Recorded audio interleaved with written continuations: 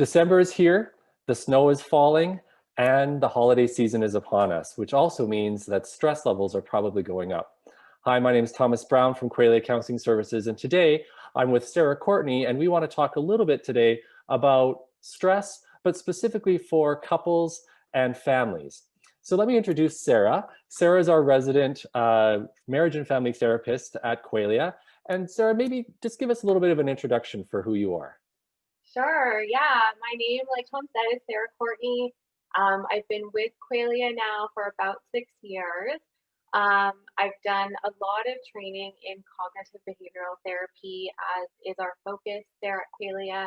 I have also done some training in emotionally focused therapy, and I really enjoy working with couples and families. So thanks for having me on to chat about this. Yeah, that's great. I'm really happy that you're here. And I think we'll say as well at this point that Sarah is going to be doing sort of some ongoing vlogs and little video posts about some tips and tricks for working, for kind of nourishing our relationships. So stay tuned to the vlog and to our website, YouTube, and we'll have more from Sarah. And today we'll just sort of start those conversations, I think.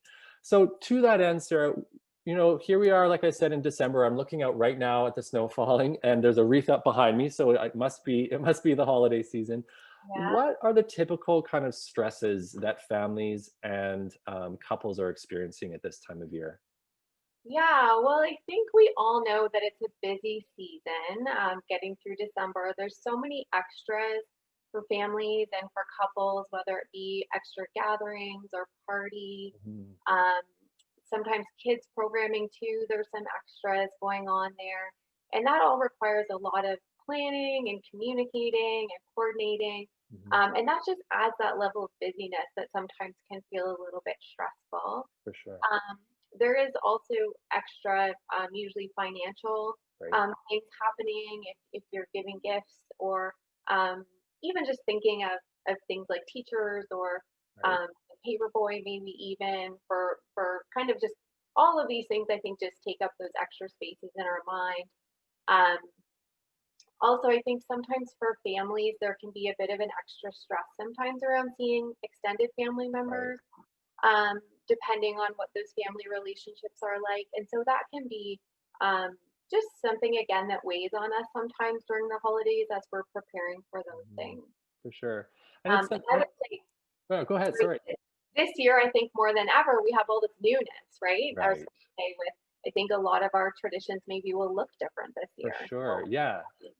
Yeah, yeah. and maybe we could turn to that a little bit. Of course, we're in the pandemic, and like here we are talking over a video call rather than in person. So that's just sort of one example. But how is the pandemic and all of that newness adding to the stress? Yeah. Well, I think it's safe to say that I think people are getting kind of tired at this Mhm. point in the pandemic. I think we have been kind of coping with this kind of pandemic lifestyle now for a number of months. There has been, I think, extra just worries about physical health concerns, Mhm. mental health concerns. Um, Again, maybe some financial stress if Right. jobs have changed or maybe people have, lost their source of income. Um, I think as parents, we've done well, especially during the lockdown, we did a lot of double Right. duty during that time. We were kind of trying to help our kids learn at home and still have time to work. I think we were reminded of that a little bit this week with the snow days we had in Yeah. our region. Right. It's kind of a little throwback to lockdown, and that just it's just there's just that extra stress that we've been carrying For sure. for a number of months now. Yeah, yeah. And in my practice, and kind of in my own personal life, I've sort of watched as the reaction to the pandemic has changed. First, it was kind of novel, and then we were into kind of thinking, all right, well, we're okay for a while. And now I think you're right. I'm seeing a lot of people just sort of really worn out. Is that what you're seeing too with families and couples? Yeah, yeah, and I would say there's been a couple of themes I think I've seen, especially in the office, Right, over the past couple months. One of those would be, I think, just coping with conflicting feelings right. um, for family members and even in couple relationships. Mhm. It's been such a lot of quality time, I think, for families, right? Good For word, quality. a lot of our outside activities and Right. resources aren't accessible to us anymore, and so we spend a lot of time at home with Yeah. the same at my house, the same 5 people. Yeah. And I think sometimes there's more negative feelings kind of that creep up there, Right. which can be hard to understand when these are like loved ones, right? Right. Our favorite people. For So sure. I think it's hard sometimes to kind of hold both of those opposing feelings at the Right. same time. Right. Like that feeling of, I love you, you're my kid, and at the same time, I want to throw you in the lake. That Yeah, one? yeah, Yeah. Oh, I know that one. Yeah. Okay.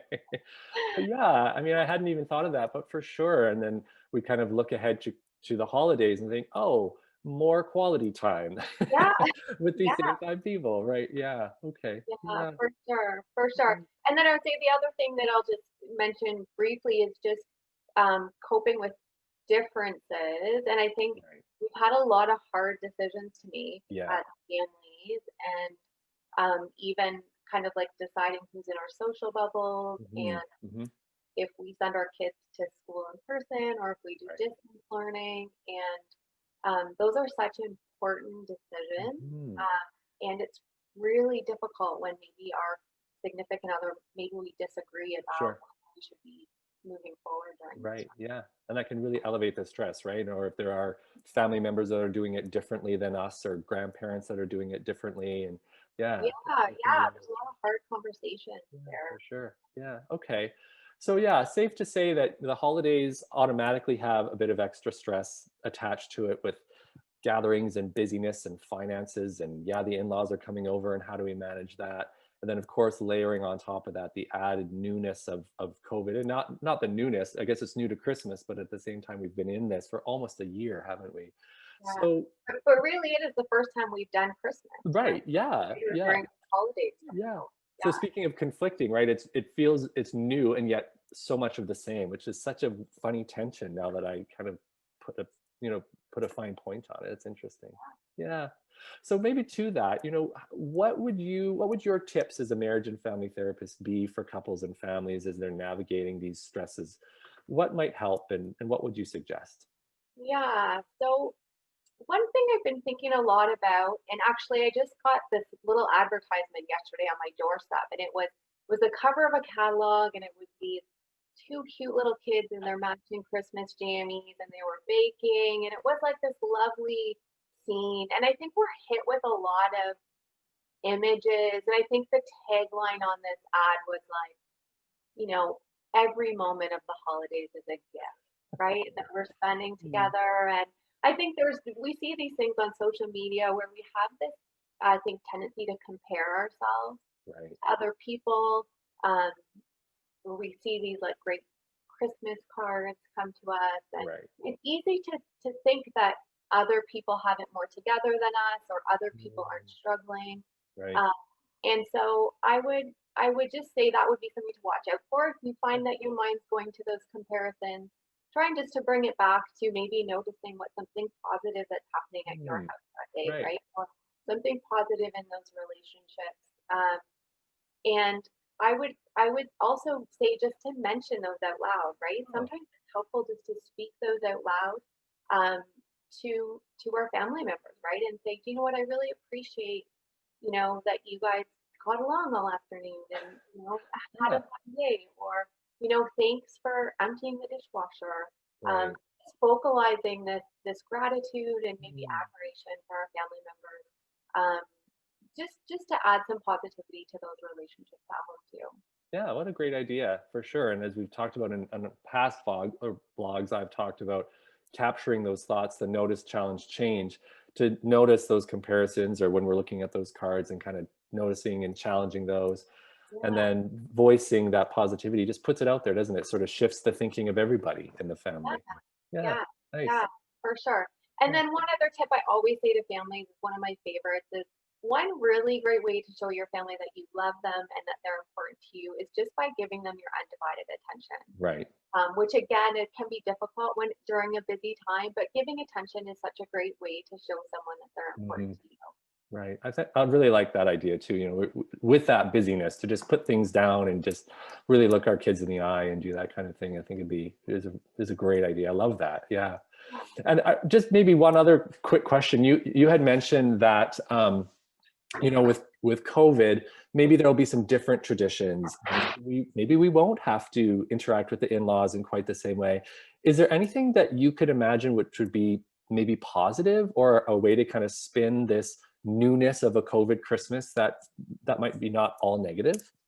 Yeah, for sure, I do. I think that there is, with more time at home or maybe less extended family meals, that kind of takes something off our to-do list in the Yeah, planning.